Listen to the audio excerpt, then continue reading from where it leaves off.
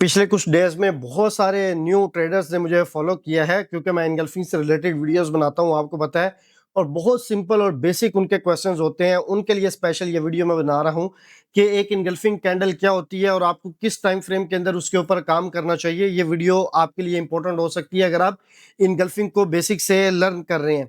ये देखिए, पहले एंगल्फिंग सिंपल आप समझ लें, ये इस तरह से बनती है कि ये एक कैंडल है। इसको आप रेड कैंडल समझ सकते हैं अपने चार्ट के अकॉर्डिंग। और उसके बाद क्योंकि मैं वीडियोस के लिए ये चार्ट यूज करता हूं तो इसलिए मैंने ये कलर रखे हुए हैं। और ये जो व्हाइट कैंडल है ना, ये बेसिकली ग्रीन कैंडल आपके चार्ट के ऊपर होती है अगर आप रेड और ग्रीन बेसिक चार्ट यूज करते हैं।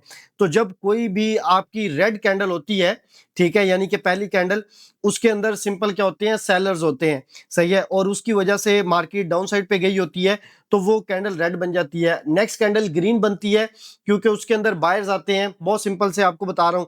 अब वहां पर इतने ज्यादा बायर्स आ गए, आप इस तरह से इसको समझ लें कि जो प्रीवियस कैंडल थी रेड कैंडल, उसके ऊपर आके उन्होंने क्लोजिंग दे दी, यानी कि प्राइस जो है वो स्टे कर गई प्रीवियस कैंडल से ऊपर। तो इसका मतलब है कि जो सेलर्स थे उनको बायर्स ने क्या कर लिया, इनगल्फ कर लिया, खा लिया। अब यही वाली चीज जो है ना, वो इसके वॉइस वर्सा बन सकती है इंगल्फिंग सेल के अंदर भी, सही है। उसके अंदर क्या होता है कि एक रेड कैंडल होती है और वो उसको ग्रीन कैंडल जो है वो इनगल्फ कर लेती है। अब ये तो इस तरह से बनती है। आप अपने ट्रेडिंग व्यू में या आप अपने MT5 में, MT4 में, किसी भी चार्ट के ऊपर अगर आप देख रहे हैं इसको, तो वहां पर ये सारे टाइम फ्रेम होते हैं। आप किसी भी टाइम फ्रेम के अंदर चले जाएंगे तो आपको हर टाइम फ्रेम के अंदर ऐसी कैंडल्स नजर आएंगी, सही है। जिन्होंने पूरी रेड कैंडल होगी तो उसको ग्रीन कैंडल ने पूरी रेड कैंडल को जो है वो इनगल्फ किया होगा और प्राइस उसके ऊपर आके क्लोज हुई होगी। इसी तरह से इनगल्फिंग सेल के अंदर भी। तो अब ये जो डिफरेंट डिफरेंट टाइम फ्रेम होते हैं, ये मंथ के अंदर भी आपको इनगल्फिंग मिलेगी, वीक के अंदर भी, फिर डेली के अंदर भी, H4 H1, फिर इसी तरह से 30 मिनट यहाँ पे मिसिंग है, 30 मिनट के अंदर भी मिलेगी, M15 M5 M1 के अंदर भी मिलेगी, या आप जो भी टाइम फ्रेम यूज करते हैं। तो ट्रेड के लिए कौन सा टाइम फ्रेम जो है वो बेस्ट होता है, तो ये बेसिकली डिपेंड करता है कि आप किस इंस्ट्रूमेंट्स के ऊपर ट्रेड करते हैं। मैं गोल्ड के ऊपर ज्यादा ट्रेड करता हूं, तो गोल्ड के अंदर अगर आप ट्रेड करते हैं तो उसके लिए बेस्ट टाइम फ्रेम जो है वो H4 होता है। यानी कि आपने 4 घंटे की जो इनगल्फिंग है ना H4 की, उसको आपने चार्ट को सिलेक्ट किया H4 के ऊपर। वहां पर आप देखेंगे जो भी ऐसी कैंडल होगी जो जो इनगल्फ की होगी और मार्केट ऊपर चली गई होगी, तो उसको आपने जो है वो सिंपल मार्क कर लेना है, सही है।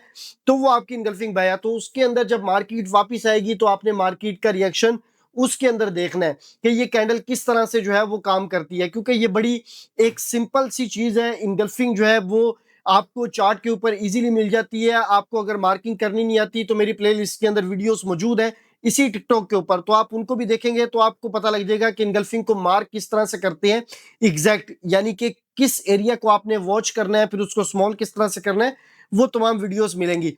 लेकिन गोल्ड के अंदर बेस्ट टाइम फ्रेम जो है वो H4 है।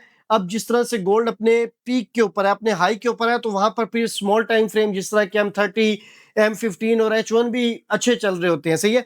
लेकिन H4 के ऊपर आप मार्केट का जो है वो रिएक्शन देखेंगे। आप सिंपल जब भी इनगल्फिंग बाय बनती है या इस तरह से अपोजिट साइड पे इनगल्फिंग सेल बन जाती है, आप उसको मार्क करके उसको वॉच करेंगे तो आपको पता लगेगा कि मार्केट का जो रिएक्शन है वो इनगल्फिंग के ऊपर ही आ रहा है। या तो सिंपल इनगल्फिंग के ऊपर आ जाएगा, या फिर क्या होगा कि मार्केट इसके ऊपर जाके, यानी कि ये जो कैंडल है ना, ये रेड कैंडल इससे ऊपर जाके क्लोजिंग दे देगी, यानी कि इसको ब्रेक कर देगी और उसके ऊपर जाके अपने H4 क्लोज कर देगी बॉडी के साथ। तो फिर यही वाला जोन जो है वो फिर किस तरह से रिएक्ट करता है। तो ये बेसिक चीजें हैं बहुत ज्यादा इनगल्फिंग के अंदर। आप इसको जो है वो अपने चार्ट के ऊपर वॉच करें, इसको मार्क करें। आप स्मॉल टाइम फ्रेम के अंदर भी रिएक्शन चेक करने के लिए मार्क कर सकते हैं, जिस तरह के H1 के अंदर, M30 के अंदर, M15 तक, सही है। आप देखें मार्केट किस तरह से रिएक्ट करती है, फिर आप इसके ऊपर बैक टेस्टिंग करेंगे तो आपको पता लगेगा कि मार्केट का मोस्टली रिएक्शन जो है वो इनगल्फिंग के अंदर से आ रहा होता है। तो इनगल्फिंग के ऊपर ट्रेड किस तरह से करते हैं, उसके लिए फिर बहुत सारे इनगल्फिंग के डिफरेंट सेटअप्स हैं जो ऑलरेडी मैंने अपलोड किए हुए हैं, मेरी प्लेलिस्ट के अंदर भी अवेलेबल है। तो वो बेसिक सेटअप्स आपको लर्न करने पड़ेंगे, आप सीखेंगे, उसकी बैक टेस्टिंग करेंगे, तो आपके लिए ट्रेड जो है वो काफी ज्यादा आसान हो जाएगी। मेरे ग्रुप के अंदर भी आ सकते हैं, ग्रुप का लिंक आपको बायो में मिल जाएगा। वहां पे मैं इनगल्फिंग से related different trading ideas share करता रहता हूँ। Thank you.